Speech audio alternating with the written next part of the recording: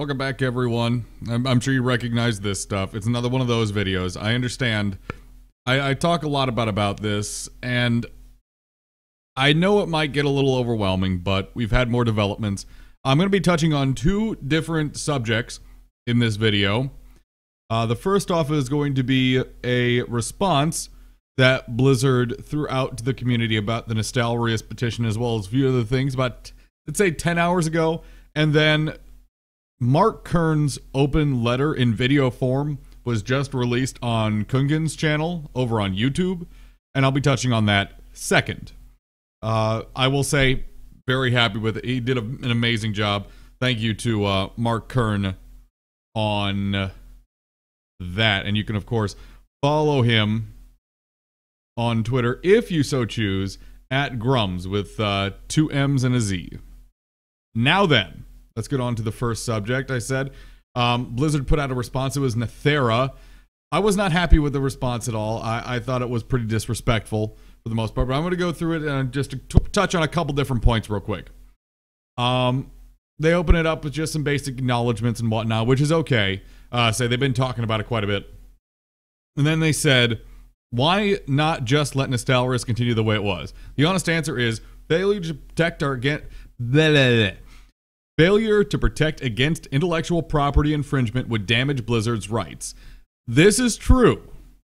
A lot of us have never argued the legal principles that the Nethaera shutdown was based off of. Should Blizzard fail to protect their IPs, they could lose them. We've seen this happen before in the American legal system, and it is a very unfortunate and almost ridiculous notion that if you don't actively and aggressively protect what property you own, you are suddenly at possible liability to lose it.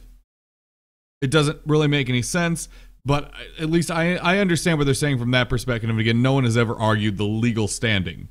They went on to say, this applies to anything that uses WoW's IP, including unofficial servers. And while we've looked into the possibility, there is not a clear legal path to protect Blizzard's IP and grant an operating license to a private server. That is bullshit. That is absolute horseshit. Licensing and franchising is a clear and defined path for creating business opportunities in the United States.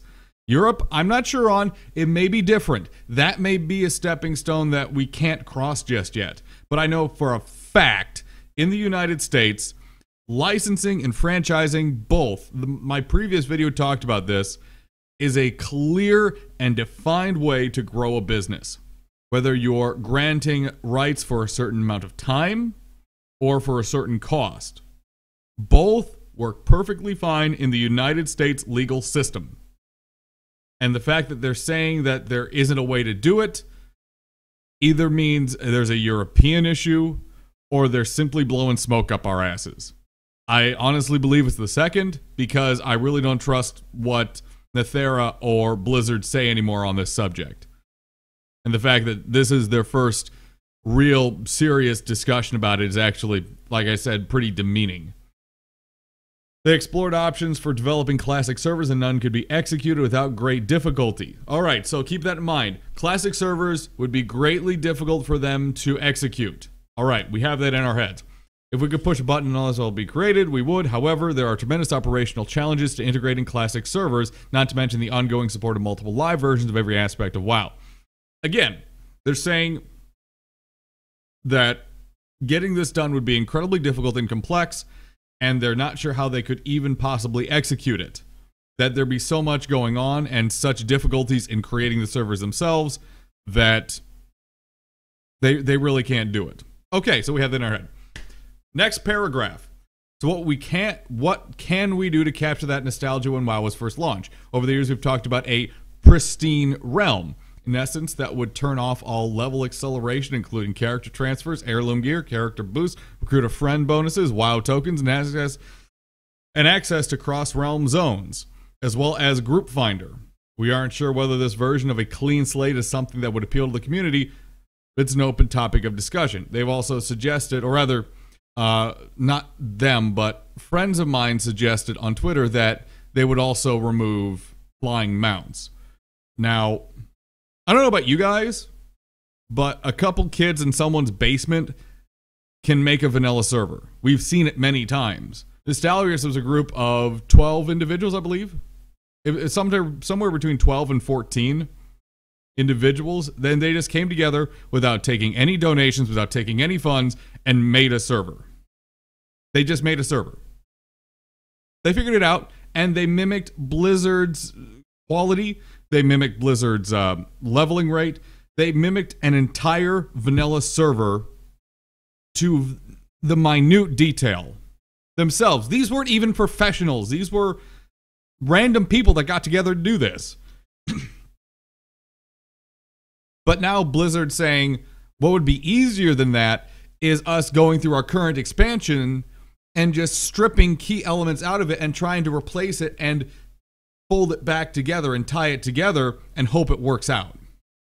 So they're saying, instead of just taking a prepackaged product that we have shown works, they want to make a new or slightly different product by Frankensteining something from their current expansion after ripping and having to put it back together. That makes absolutely no sense. We have the expansions. Okay, we have vanilla. Nestalrius made a perfect mimic of the server without making a dime, without making a cent. And you guys are saying you can't do that when you're getting paid to do it? That's just disgusting. And the fact that they throw this bone out of a pristine server or a pristine realm that would still be at the current expansion, but not have all of these key features that the current game uses, is ridiculous. It's a notion that makes absolutely no sense. Absolutely no sense. So the fact that they're tossing this pristine realm idea out there, I believe it's a misdirection and it's insulting. They also went on to say, another note, they've been in contact with some of the folks who operated Nestalrius. I hope not in any negative manner. If they can make a vanilla server with the folks from Nestalrius, I'd be all for it. I'd be fine with that. Sure. And then they closed it out. And again, I've never been a huge fan of Nethaera. I don't like this post in the first place. Again, it feels like a major misdirection.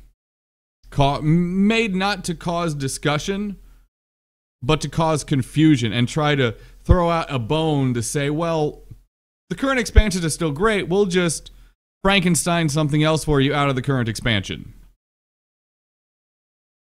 And a lot of people have suggested that the reason they can't do it is do a vanilla server is because they'd have a very difficult time tying it into the current BattleNet system. I don't give a shit. Don't tie it into the BattleNet system then.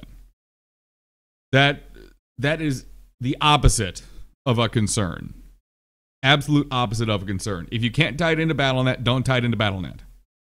No one cares. Make it a separate product we have to buy. That costs more. Make it something that costs more. Sure. I'm fine with that. Great. Fantastic.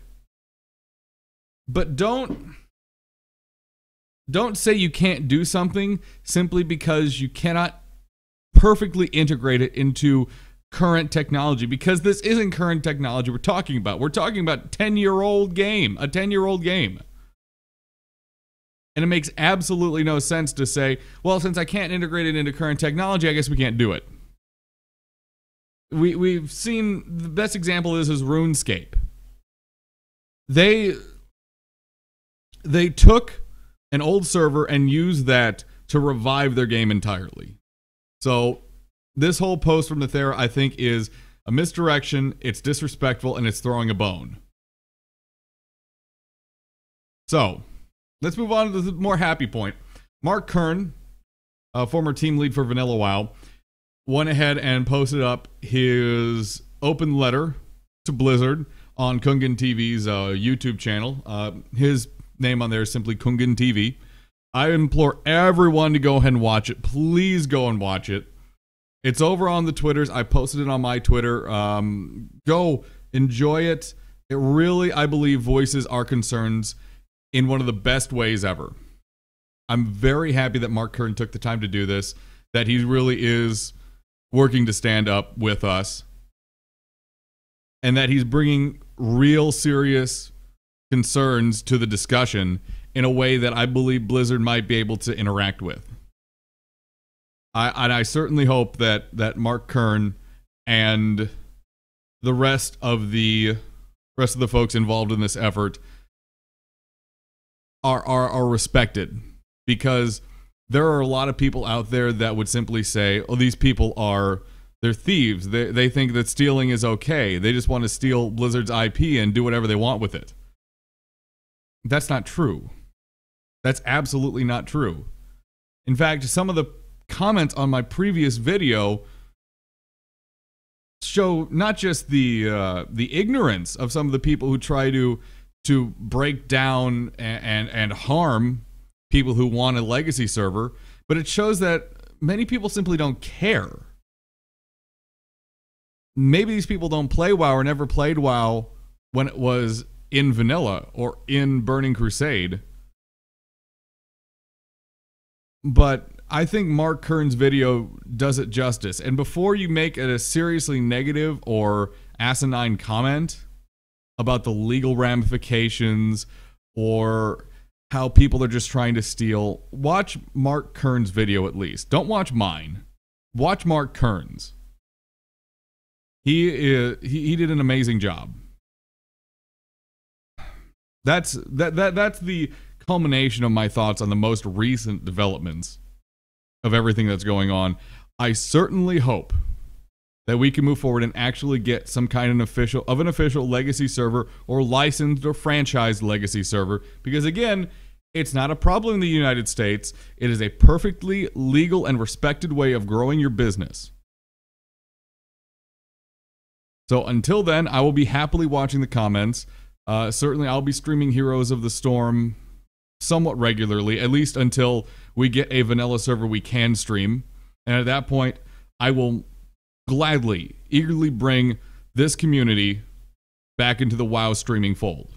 But until that happens, until we get a legacy server that I can stream, I will not be supporting World of Warcraft in any way, because I am sick and tired of doing this dance. And on a side note, although I do play and stream Heroes of the Storm, I will not be spending any more money. You will not see me with a stim pack or any of the purchasable with cash mounts ever, nor with any of the purchasable with cash skins ever.